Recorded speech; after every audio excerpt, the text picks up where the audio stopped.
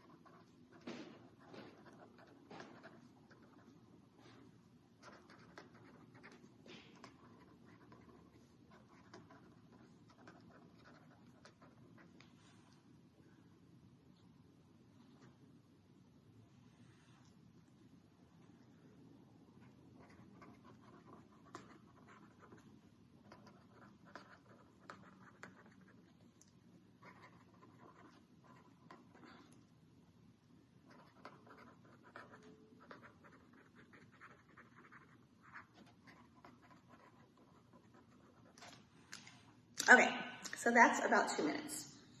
So as this fictional character, and again, this also might pertain to you, you might want to add some of these to your list if they do. I am nervous asking others to dance. I am not confident in my body or my clothing. I want to take privates to improve my skills, but I have no extra money to travel or pay for private lessons. I am uncomfortable in multiple spins. I don't put the time into practicing on my own.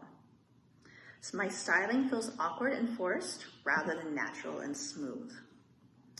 I tend to anticipate my partner's lead and I end up back leading frequently, and it feels super awkward for both of us.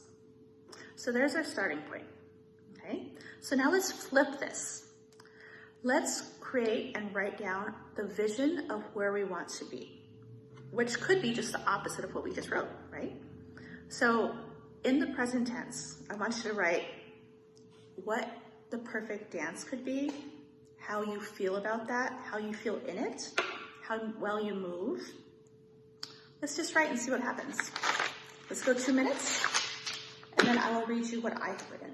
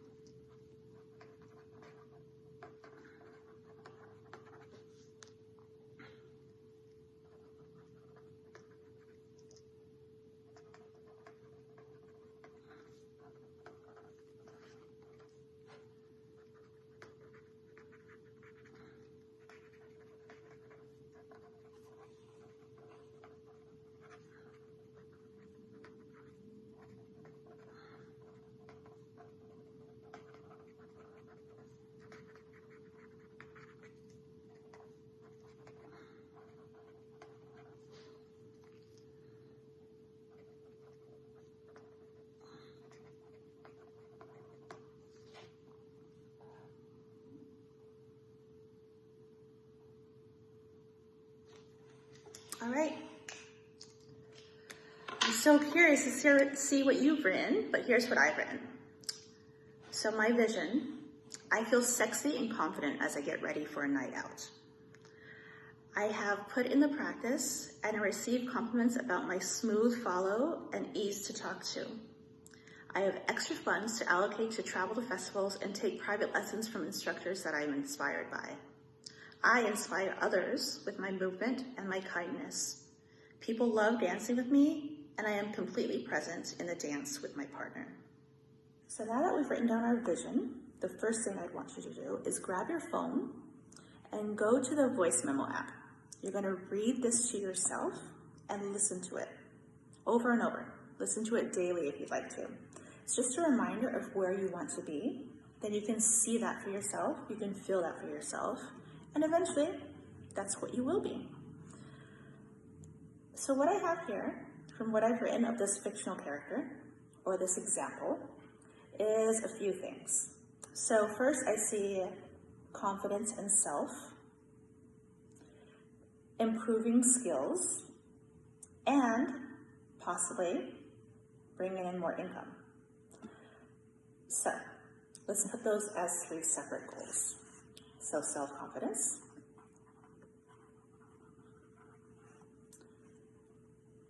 skill improvement, dance skills, and extra money to travel and take private lessons. So now we have 3 different goals to work on. The first, improving self-confidence, improving skills, and the third is bringing in more income. So with the confidence piece, that's going to encompass a bit larger and more in-depth practice, which I work with people, specifically women, with all the time. So if you need some extra coaching, feel free to contact me. That's what I do.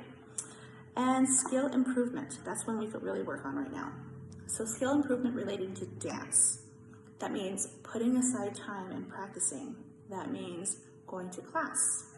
That means finding instructors that you're compatible with and learning from them. So let's talk about skill improvement, your dance skill improvement, and creating a little bit of structure behind that. So right now you might be randomly playing a song, dancing, maybe going to a class or watching a Zoom class or doing something, but there might not be consistency in your practice. So we're going to create daily, weekly, and monthly habits or tasks, action steps to get to that. So daily, it could be as simple, very, very simple and basic of play a 5-minute song in the morning, play a 5-minute song in the evening. That's 10 minutes of flowing, of moving, of feeling that song. That's 10 minutes more than you would have done, right? Very basic, very achievable. Or if you want to go one step further, you're committing to 10 minutes, 20 minutes, 30 minutes a day. Write it on your calendar, mark it off every time you complete it. 10 minutes Monday, 10 minutes Tuesday, 10 minutes Wednesday, Thursday, Friday, Saturday, Sunday. We're looking for consistency in your practice. That can be specifically 10 minutes of spin drills, 10 minutes of styling, and it can change daily, but you're putting in commitments to your goals. You want to improve your dancing as a skill, your dance technique, then you've got to put time into it. Weekly tasks. So maybe that could be do 1 Zoom class a week, do 1 in-person class a week, right? 2, check it off the list. You've already done your daily practice. That's your weekly practice. Or it could be getting together with a friend, a partner, and having a 2-hour little session on a Sunday night of practice for both of you. There you go. Check it off the list. Monthly, of course, we're still working on improving your income streams. But monthly, that could be saving up weekly. $20 a week, $20 a week, $20 a week. Until monthly, you might have $80, $100 for that private lesson that you want with the instructor that you admire. So there's your monthly goal or monthly action step, right? So far we have, you're playing 5 minutes in the morning, 5 minutes in the evening, every single day, and just moving to the music. That's daily. Weekly, you're going to 2 classes a week. You're committing to that. You've already prepaid. You already signed up. You're going. And monthly, 1 private lesson a month, right? That's accessible. That's doable. You can do it. So, relating to how are we going to afford this? Some of you, that might be out of reach, right? So, that's where we go into looking at your finances. Are you spending your money in ways that bring you joy? Or are you just buying fast food, drive-through, spending on video games, stuff that's not important to your life? Or maybe that is. But also, you are here because dance is also important to your life. So if you're putting money aside to reach your goals, you see money building up $20, $40, $80, $100, $200, $300. You can now go buy your flight, buy your festival package, and not have to put on a credit card. Isn't that so much less stress to save and spend on things that bring you joy instead of accumulating debt? And of course, financially, and your situation might be completely different from someone else's, and that can be a bit more in depth than we have here. So these are just ideas to get you in the right direction. And again, if you want more specific work one-on-one, I am always available. Feel free to contact me, summersando@gmail.com, SummerSando@gmail.com. And I can help with those things that maybe require too much depth than we have here today. So we've completed our mind portion with our goal setting and vision. Now we're going to transition to our body portion. So taking care of your neck, your back, and your feet from all the hard work you do on the dance floor and the hard work you do in your practice. We are back, and we're going to focus on our neck because all those hair whips and maybe being dipped so often, this can be an issue. So first, let's bring your chin to your chest. We're going to trace our collarbone to the left, little rotation, and lateral flexion, ear to your shoulder. Going through extension of the neck, behind you, ear to the opposite shoulder. Rotating the chin towards the shoulder, and then tracing your chin down your collarbone, and back to neutral. Let's go opposite direction. Chin to your chest, trace your collarbone, ear to shoulder, extending through the circle, ear to shoulder, chin to shoulder, trace your collarbone back to middle, and back up. Let's do that one more time. Each direction. Rotating, lateral flexion, extension, lateral flexion, chin to the shoulder, rotating back to neutral, and coming out of flexion. Opposite direction, down. Rotating, lateral flexion, circling behind, opposite side, and rotating back to neutral. Very easy. Let's talk about the low back. So typically when we're in high heels, for our followers, we're in this position, right? We're arched at the low back, flex at the hip, and then we're just kind of stuck there, right? And this is what's going to cause a lot of back issues. Pain, tension, discomfort. So go ahead and kick off your dance shoes, and we're going to work on first opening up your hip flexors, so the front of your hip. So I'm going to have you send that leg back into this lunge position. So we're looking to open the rib cage away from the thigh, right? So typically we are in this closed position where our thigh is closer to our rib cage, but we want to get the thigh away from our rib cage to lengthen this muscle area. But not only that, I'm going to lengthen from my thigh, through my hip, through my torso, and out my arm. So not only am I just going to lift up, I'm going to arch over to the side and back towards my back foot. A nice big arch.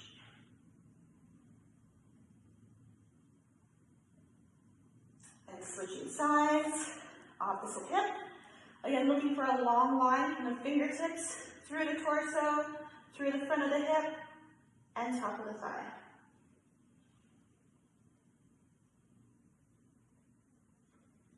And I'm going to go through these stretches a little quickly. You're welcome to stay here for as long as you like. Hip flexors, nice and open now. Now let's focus on the low back. So instead of being in this arch position where our back's extended, we're now going to come to a neutral position, bringing your pubic bone forward here instead of here, right? So I like to spend time in a nice passive squat. So instead of staying active and upright, go ahead and let yourself relax and round, creating a little space and length through that low back. Just some movement here, whatever feels nice.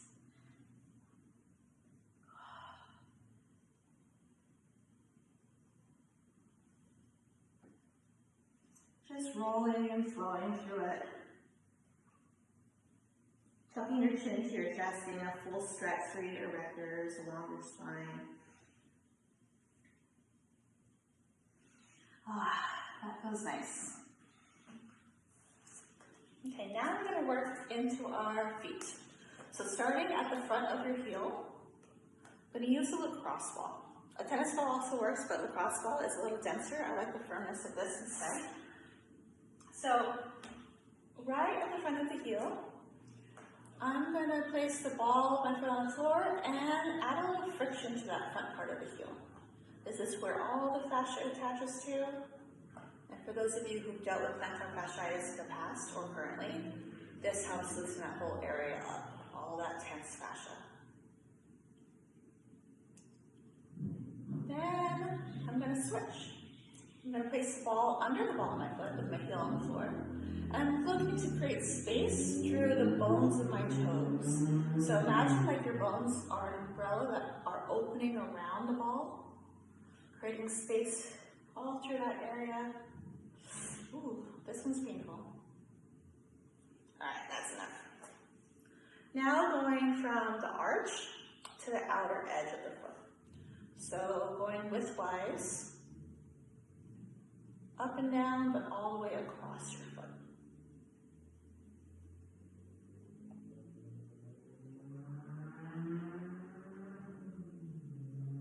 Changing directions. We're now going to go lengthwise through the arch up to the toes, heel towards your toes.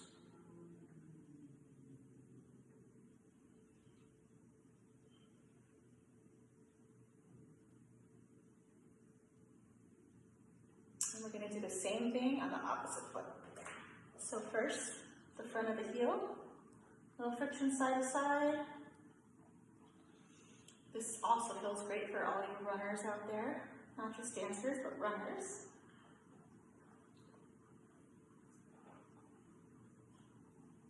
And then opening through your metatarsals over the ball.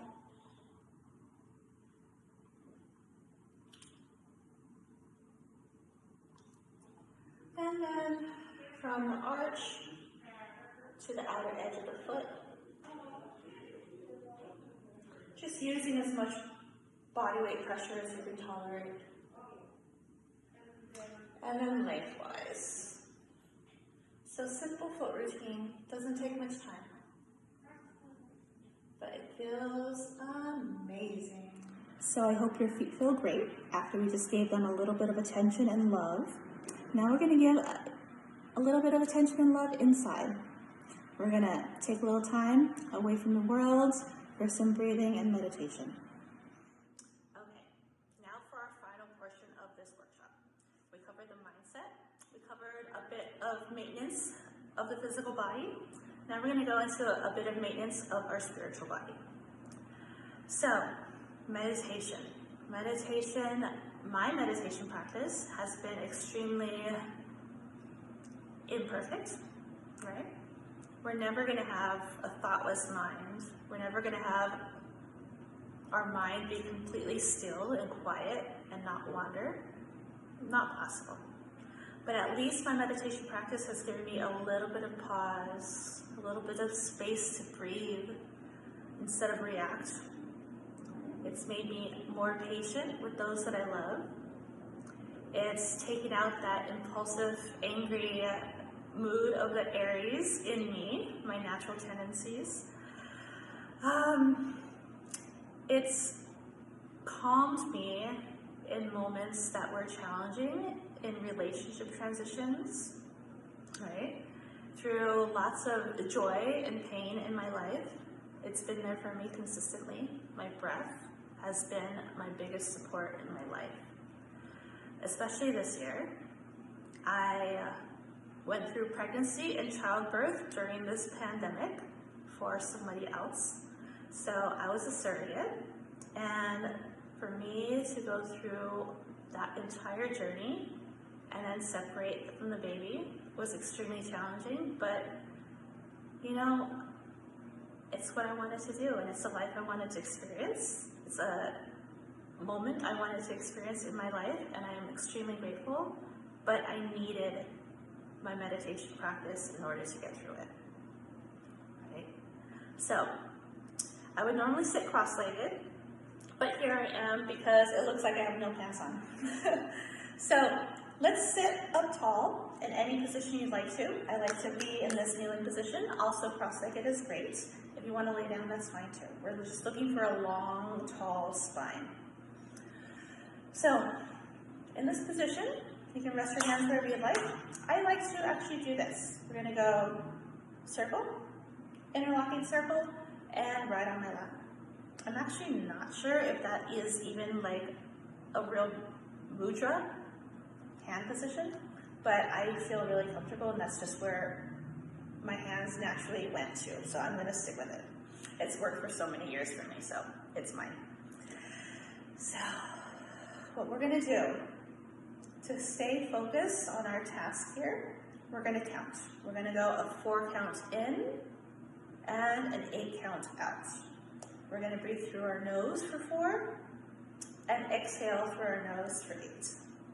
So that cadence of a double lengthened exhale is so soothing to the nervous system. So inhale for 4, exhale for 8. Let's do this together for a few minutes. I'll start you off. Eyes closed.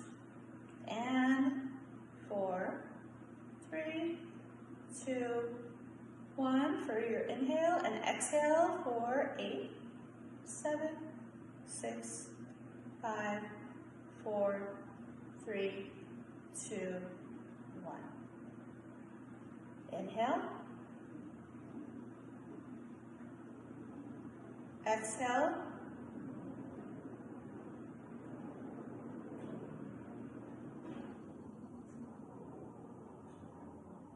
Inhale.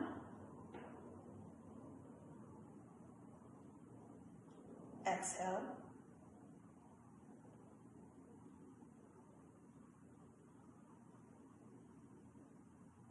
In.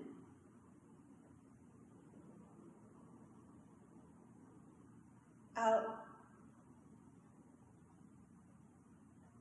Continue on your own for a bit.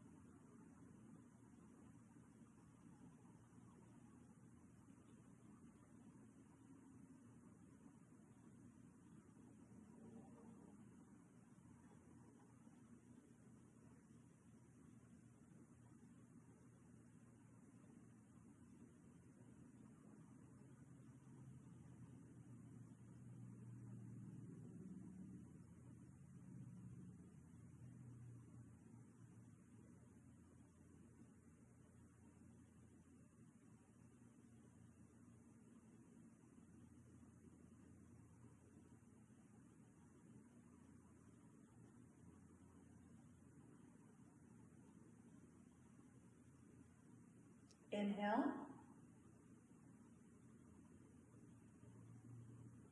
Exhale.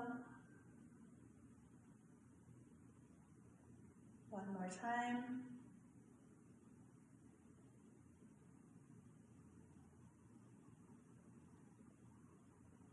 And open open your eyes. So that was about 2 minutes.